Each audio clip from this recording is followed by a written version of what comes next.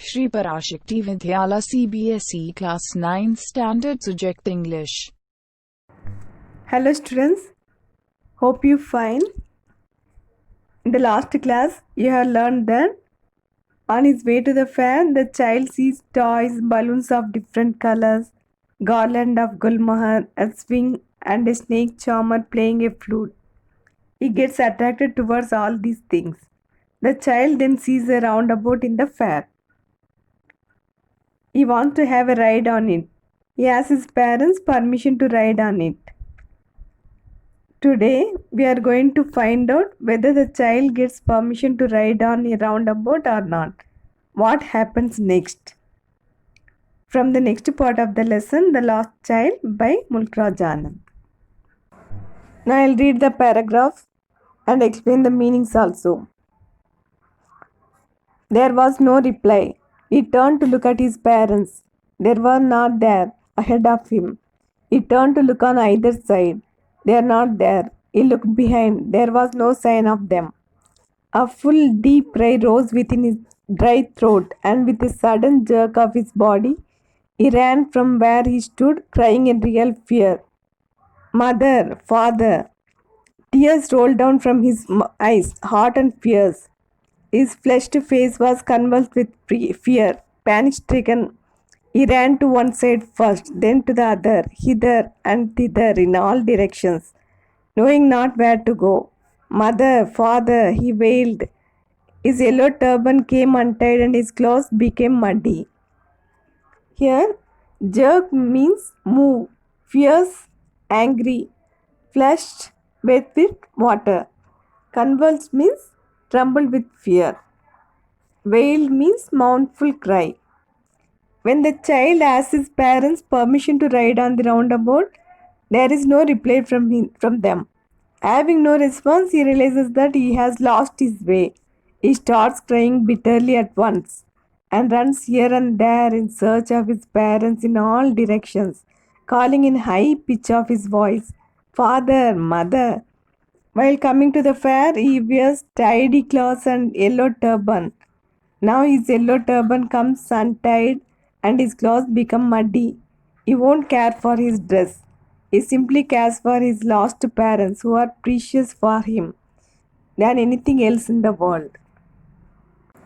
Now I'll read the next paragraph.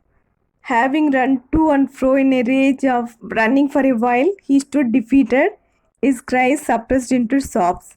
At little distances on the green grass, he could see through his filmy eyes men and women talking.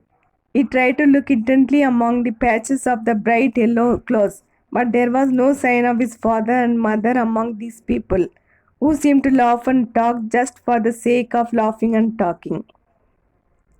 Here, sob means weep. Intently means attentively or closely. He runs in search of his parents for a while. He feels disappointed when he fails to find them. He stands defeated and starts crying. At a little distance, he sees a crowd standing at a short distance. He runs there and searches for his parents there also. But there is no sign of them.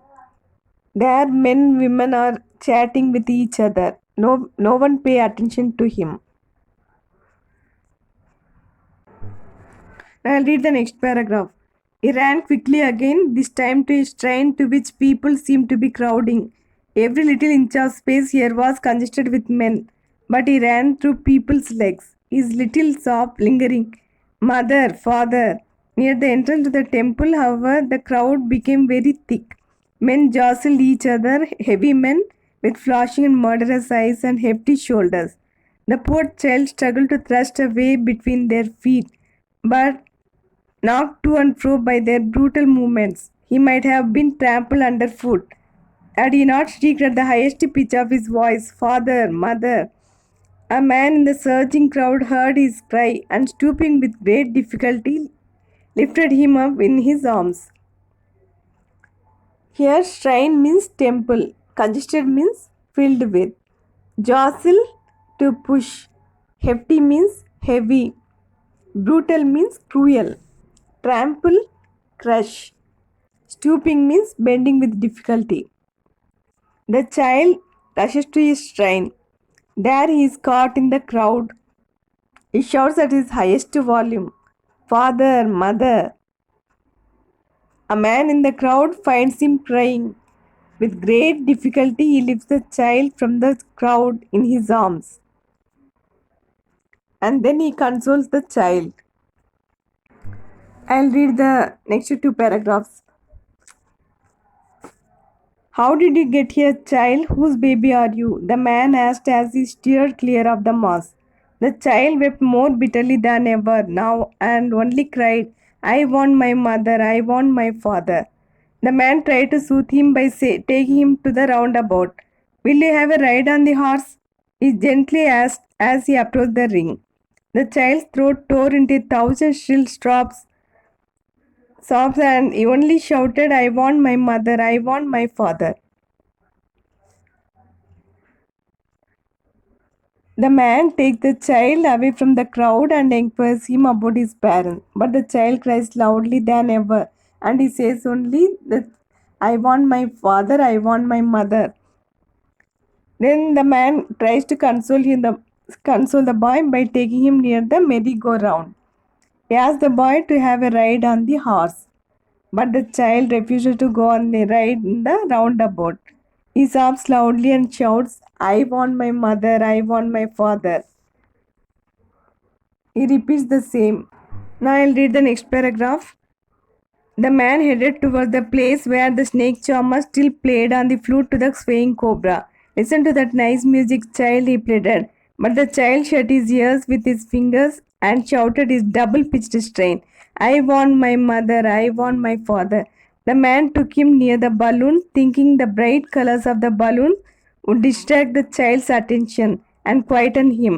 "Would you like a rainbow-colored balloon?" he persuasively asked. The child turned his eyes from the flying balloon and just sobbed, "I want my mother, I want my father." Here, quieten means make calm. Persuasively means making ready. The man takes the child to the place where the snake charmer is playing on the flute to the swaying cobra. In order to calm the boy, he asks the boy to listen to the nice music. But the child shuts his ears with his fingers and cries bitterly and shouts, "I want my mother, I want my father." Then the man takes him to the balloon man, selling different colored balloons. In order to distract the child's attention and to soothe him, he offers to have a rainbow colored balloon. But the child turns his eyes from the flying balloon and sobs again, "I want my mother, I want my father." Now I'll read the next two paragraphs. The man, still trying to make the child happy, bore him to the gate where the flower seller sat. "Look, can you smell those nice flowers, child? Would you like a garland to put round your neck?" The child turned his nose away from the basket and reiterated his sob, "I want my mother, I want my father." Thinking to humor his disconsolate charge by a gift of sweets, the man took him to the counter of the sweet shop. "What sweets would you like, child?" he asked. The child turned his face from the sweet shop and only sobbed, "I want my mother, I want my father." Here, reiterate means repeat. Disconsolate means very sad. Humor, here, amuse. The man then takes him to the flower seller. In order to make the child happy, he asks to smell nice scent of the flowers. And he offers to have a garland to put around his neck. But the child turns his nose away from the basket and repeats his sob again, "I want my mother, I want my father." Then, in order to please the child, the man takes him to the sweet shop. He wants to offer a gift of sweets to the child in order to humor the child. He asks for his favorite sweet. Children, you know that the child's favorite sweet is burfi. But the child turns his face from the shop and cries again, "I want my mother, I want my father." When the child is with his parents, all these things attracted him. But now the child is not interested in them. He wants only his parents and nothing else. Dear children, Whether the child meets his parents or not, it is in your hands to lead the child to reach his parents. You have to suggest the ways and guide the child to reach his parents. Now it's time to do your homework. Now I'll give you some questions. You have to find answers to the questions based on your understanding of the text. Number 1. What are the things the child sees on his way to the fair? Why does he lag behind? Number 2. In the fair, he wants many things. What are they? Why does he move on without waiting for an answer? Number 3. When does he realize that he has lost his way? How have his anxiety and insecurity been described? Fourth one. Why does the lost child lose interest in the things that he had wanted earlier? Fifth one. What do you think happens in the end? Does the child find his parents? Thank you. I'll discuss answers in the next class.